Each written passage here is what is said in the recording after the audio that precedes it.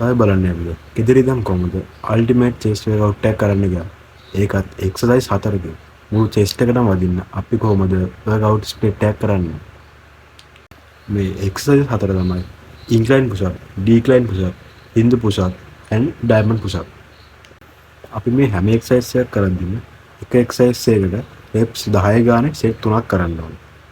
මේ එක්සර්සයිස් වල වැදගත්කම තමයි අපිට මේ හැම එක්සර්සයිස් එකක්ම ගෙදර ඉඳන් කරන්න පුළුවන්. Oh my god!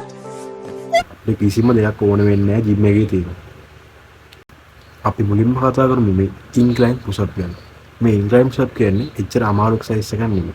මේක නෝමල් පුෂ් අප් වලදී ලේසි. මේක බිගිනර් කෙනෙක් ඉඳන් ප්‍රෝ කෙනෙක් වෙනකන් ඕන කෙනෙක්ට කරන්න පුළුවන්.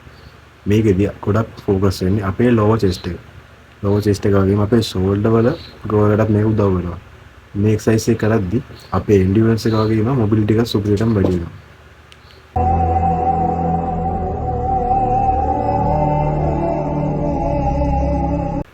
මම වෙන්නන්නම් කොහොමද මේ ඉන්ක්ලයින් පුෂ් අප් එක හරියටම කරන්නේ කොහොමද? මොකද අපි ටෙක්නික් වල සෙල්ලම් කරේ නැත්නම් අපි කොච්චර සෙගෙන්නේ අපේ ඇස් දෙක උඩින් තියෙන්න ඕනේ. කකුල් දෙක බිම දෙක තියෙන්න ඕනේ. අපේ කොන්ද කුදු වෙන්න බෑ.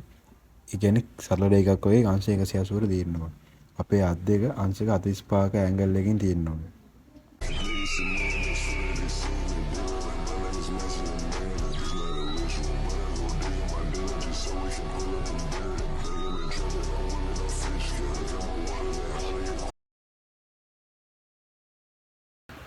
ඊළඟ අපි කතා කරන්නේ ඩික්ලයින් පුෂ් අප් ගැන. මේ ඩික්ලයින් පුෂ් අප් එකත් වැඩි අමාරු එකක් නෙමෙයි. මේකෙදී අපේ ගොඩක්ම ඩෙවලොප් වෙන්නේ අපේ අපර් චෙස්ට් එක. ඒ වගේම අපේ ෂෝල්ඩර් ග්‍රෝ එකලත් හොඳ ඩෙවලොප්මන්ට් එකක් මේකෙන් ගන්න පුළුවන්. ඒ වගේම අපේ ඇඟේ තියෙන බැලන්ස් එක ඩෙවලොප් කරගන්නත් මේ එක්සර්සයිස් එක යූස් කරන්න පුළුවන්. Oh my god! අපි දැන් බලමු කොහොමද හරි ටෙක්නික් එකද ඩික්ලයින් පුෂ් අප් එක සෙල්ලම් කරන්නේ. ඒක කොහෙද තැන උඩින් තියෙන්න ඕනේ. ඊට පස්සේ අපේ මේ චෙස්ට් එක බිම වදින්න බෑ. බිම වදින්න ඕන්න මෙන්න තියලා බුඩර ගන්න ඕනේ. මේකෙත් අපි සෙට් 3ක් කරනවා reps 10 ගානේ. අපේ කොන්ද කුදු වෙන්නත් බෑ.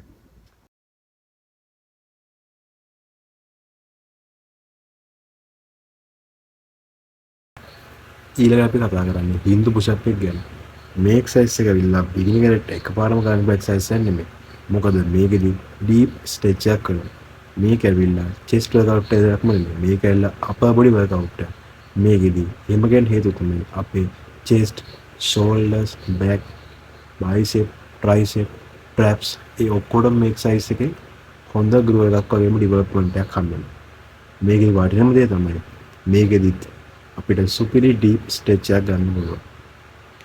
අපි දැන් බලමු හරි ටෙක්නික් වලට කොහොමද හින්දු පුෂ් අප් එක උඩ සෙල්ලම් කරන්නේ අත් දෙක කෙලින් තියෙනවා. අපි අත් දෙක පල්ලෙහාට යද්දි චෙස්ට් එක බිම වදින්න ඕන්න මෙන්න තියෙද්දි උඩට ගන්න ඕනේ. කොන්ද පාත් වෙන්න ඕනේ. ඊට පස්සේ අපි ඉස්සරහට ආපු විදිහට මායේ පස්සට යන්න ඕනේ. මේකෙත් අපිට පුළුවන් reps ගණනක් කරන්න ඕනේ. බිගිනර් කෙනෙක්ට නම් ටිකක් අමාරු වෙයි. අපි try කරලා බලන්න ඕනේ.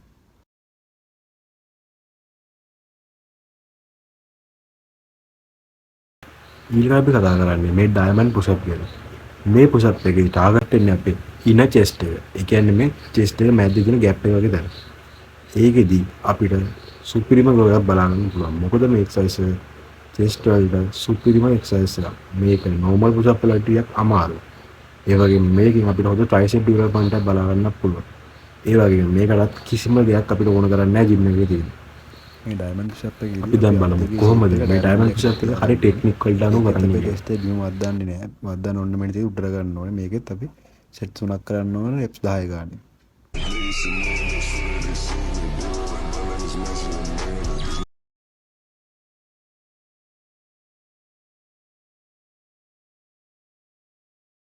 මේ එක්සර්සයිස් හදද්දී ඔයාලට ෆ්‍රී බෝනස් gift එකක් විදියට හම්බෙන්නේ මොකක්ද දන්නවද? ඔයාලට හම්බෙනවා shoulder superior strength එකක්. මොකද මේ හැම එක්සර්සයිස් එකකම මගේ shoulder වලට workout වෙනවා. ඒක ඇවිල්ලා සුපිරිම බෝනස් එකක්. මේ හින්දු push up එකයි diamond push up එකයි beginner ටික අමාරු වෙන්න පුළුවන්. ඒත් මේක දවසින් දවස train කරායින් පස්සේ ඒක ඇත්තට ගාණක් නැහැ අපිට දිගටම continue කරන් යන්න පුළුවන්. අද මේ ultimate chest workout එක අපි කතා කරේ incline push up, decline push up, hindu push up and diamond push up. මේ exercise හතර කරා කියන්නේ අපේ full chest එකටම superior විදියට workout වෙන්න exercise ටික වදිලා තියෙනවා. අපි මේ exercise හතර කරද්දී හැම exercise එකකටම reps 10 ගානේ set 3ක් කරන්න ඕනේ. මේ සෙට් තුන කරද්දී එක සෙට් එකයි තවත් සෙට් එකයි අතර රෙස්ට් ටයිම් එක විනාඩි 1ක් 3ක් අතර තියාගත්තට කමක් නැහැ. ඒ වගේම එක එක්සර්සයිස් එකක් කරලා ඉවරනාම අනිත් එක්සර්සයිස් එකට යන්න විනාඩි 3ක් 5ක් අතර කාලයක් ගත්තට කමක් නැහැ. මොකද අපිට රිකවර් වෙන්න කාලයක් ඕනේ. මේ එක්සර්සයිස් හතරම මම නිකන් කියන එක්සර්සයිස් නෙමෙයි. මේ එක්සර්සයිස් හතර මම try කරලා හොඳ progress එකක් ගත්ත එක්සර්සයිසස්. ඒකයි මම පාවිච්චි කරන්නේ. ඕන දෙයක් recommend කරන්නේ. ඔයාලත් අනිවාර්යයෙන් මේ එක්සර්සයිස් ටික ඒ විදිහටම කරලා බලන්න. සුපිරි progress එකක් ඔයගොල්ලන්ට ගන්න පුළුවන්. ඒක sure. අද මේ කතා කරපු හැම එක්සර්සයිස් එකක්ම ඔයගොල්ලෝ ජිම් එකට යන්න තුන එකදී දැන් හෝම් වර්කවුට් විදිහට කරන්න පුළුවන්. ඒ වගේම මේවා සුපිරි එක්සර්සයිස් මේ ටික අනිවාර්යෙන් කරලා බලන්න. ඔයගොල්ලෝ අනිවාර්යෙන් හොඳ progress එකක් ගන්න පුළුවන්. මම හැම වෙලාවම කියනවා මේක දවසක් දෙකක් කරලා නවත්තන්න එපා. ඔයගොල්ලෝ දිගටම මේක කන්ට්‍රි කරන් යන්න. මොකද අපි හැම වෙලෙම හැම දෙයකම ඩෙවලොප්මන්ට් එකක් ගන්න. අපි හැම දෙයක්ම කන්සිස්ටන්සි කරන් යන්න ඕනේ. නැත්නම් අපිට කිසිම දෙයක කිසිම ඩෙවලොප්මන්ට් එකක් බලා ගන්න වෙන්නේ නැහැ. කොයි වෙලාවකවත් ටක් කරලා තාරින්න එපා. එක දිගට කරන් යන්න. අනිවාර්යෙන් ඩෙවලොප් එකක් තියෙනවා.